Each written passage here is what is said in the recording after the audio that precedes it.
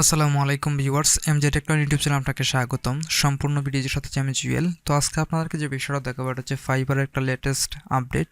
তো এই আপডেটটা এখানে দেখতে পাচ্ছেন আমার এখানে ড্যাশবোর্ডের মধ্যে সাকসেস স্কোর, তারপর রেটিং, তারপর রেসপন্স রেট। তো আসলে যারা ফাইবারে ফ্রিল্যান্সিং করতেছেন তারা হয়তো সবাই এই ফিচারটা পেয়ে গেছেন। তা আসার পরে অনেকে হয়তো বিভিন্ন বিষয় নিয়ে কনফিউশনে আছে, যেমন এখানে সাকসেস স্কোরটা কীভাবে কাউন্ট করা হয়, তারপর রেসপন্স রেট বা বাকি সব কীভাবে কাউন্ট করা হয়। তো আজকে এই ভিডিওর মাধ্যমে আমি এক্সপ্লেন করবো এ টু জেড আসলে এটা কীভাবে কাউন্ট করা হয়। তাহলে চলুন কথা না বাড়িয়ে শুরু করা যাক।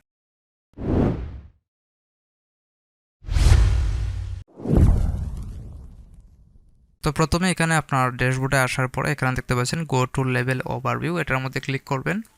তো আমি ক্লিক করলাম।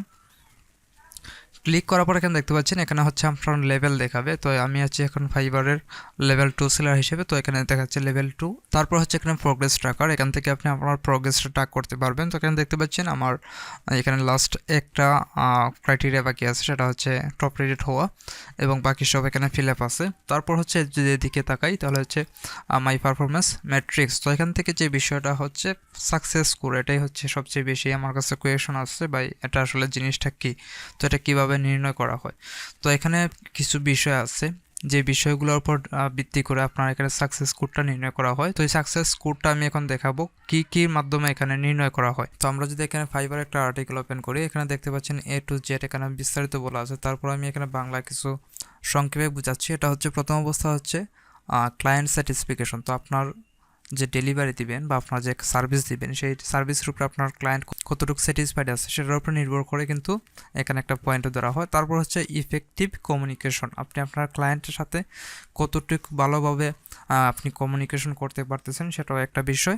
তারপর হচ্ছে কনফ্লিক্ট ফ্রি অর্ডার, সেটা হচ্ছে আমরা যখন কোনো অর্ডার নিই, অর্ডার নেওয়ার পরে অনেক সময় আছে যখন ক্লায়েন্টের সাথে আমাদের মতামত মিলে না বা বিভিন্ন কারণে যখন ক্লায়েন্ট ডিপোজিট চায়, তো সেক্ষেত্রে কিন্তু এটা একটা ইফেক্ট পড়বে আপনার স্কোরের উপর। তারপর হচ্ছে অর্ডার ক্যান্সেলেশন, এটা হচ্ছে একটা সিম্পল বিষয়। আপনারা জেনে থাকেন যে আমরা যখন অর্ডার ক্যান্সেল করি তো সেক্ষেত্রে কিন্তু আমাদের অ্যাকাউন্টের জন্য ক্ষতিকর ব্যাড ইফেক্ট তৈরি করে। তো এটা হচ্ছে এখানে একটা কারণ, এটার কারণে কিন্তু আপনার সাকসেস কোডটা কমবে। তারপর হচ্ছে ডেলিভারি টাইম, তারপর যে বিষয়টা এটা হচ্ছে একটা গুরুত্বপূর্ণ বিষয়। তো আমরা যখন কোনো অর্ডার নিই, অর্ডার নেওয়ার পরে যে বিষয়টা হয় যখন অর্ডারটা আমরা চালু করি, তারপর হচ্ছে আমরা কতটুকু ফাস্ট ডেলিভারি দিই সেটাও হচ্ছে একটা বিষয়। তারপর হচ্ছে ভ্যালু ফর মানি। তো আপনার হয়তো জানেন যে এখন কিন্তু ফাইবারের মধ্যে যখন রিভিউ দেওয়া হয়, রিভিউর মধ্যে এখন একটা অপশন অ্যাড করা হয়েছে, সেটা হচ্ছে ভ্যালু ফর মানি। তো আপনার যদি ভ্যালু ফর মানিটা কম থাকে তো সেক্ষেত্রে আপনার সাকসেস স্কোরটা কম থাকবে। তারপর হচ্ছে বাকি বিষয়গুলো যদি আমি একটু দেখাই, তারপরে যে বিষয়টা এটা হচ্ছে আপনার মেনটেন কারেন্ট লেভেল, মানে আপনার বর্তমান যে লেভেল আছে ওই লেভেলকে ধরে রাখতে হলে আপনার এখানে স্কোর থাকতে হবে মিনিমাম 7।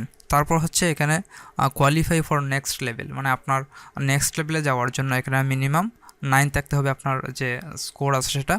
তারপরে এখানে আরও একটা বিষয় হচ্ছে যখন আমি এটার মধ্যে ক্লিক করব, ক্লিক করার পর একটু স্ক্রল করব, স্ক্রল করার পর এখানে দেখতে পারবেন যে আপনার কোন গিগ থেকে আপনি কতটুকু স্কোর পাইছেন। তো এখানে দেখতে পাচ্ছেন আমার এখানে 3টা গিগ আমার অ্যাক্টিভ আছে। তো তার মধ্যে একটা প্রথম যেটা আছে এটা হচ্ছে এটার মধ্যে আমার 9 আছে স্কোর, তারপর হচ্ছে 8, তারপর হচ্ছে 7।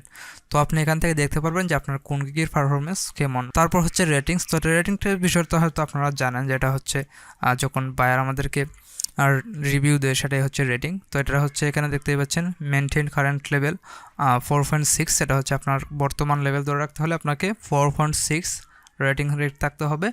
তারপর হচ্ছে কোয়ালিফাই ফর নেক্সট লেভেল, আপনার নেক্সট লেভেলে যেতে হলে 4.7 মিনিমাম থাকতে হবে। তারপর হচ্ছে এখানে রেসপন্স রেট, এখানে দেখতে পাচ্ছেন আমার হচ্ছে রেসপন্স রেট আছে 100%। যদি আপনার লেভেলটা ধরে রাখতে চান তো সেক্ষেত্রে এখানে মিনিমাম 90% হতে হবে।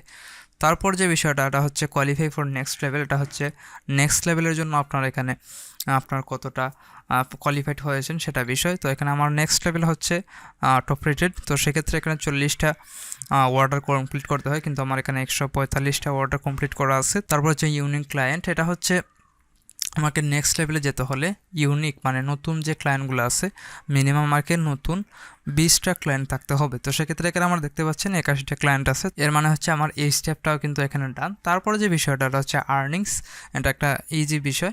এটা হচ্ছে $10,000 যখন কেউ ইনকাম করতে পারবে তখন হচ্ছে তার এখানের যে আর্নিংসের রিকোয়ারমেন্টস বা ক্রাইটেরিয়া আছে সেটা ফিল আপ হয়, কিন্তু আমার এখানে এটা হয়নি যে কারণে এটা এখানে ইন প্রোগ্রেস লিখে আছে। তো আশা করি বুঝতে পারছেন। আজকের মতো এখানে বিদায় নেব। তো বিদায় নেওয়ার আগে একটি অনুরোধ, আপনি যদি আমার ভিডিওটা থেকে উপকৃত হয়ে থাকেন এবং পরবর্তীতে এরকম আরও ভিডিও পেতে চান, তো সেক্ষেত্রে আশা করি আমার চ্যানেলটি সাবস্ক্রাইব করে লাইক কমেন্ট করে পাশে থাকবেন। তো আজকের মতো এখানে বিদায় নিচ্ছি। ভালো থাকবেন, সুস্থ থাকবেন। আল্লাহ হাফেজ।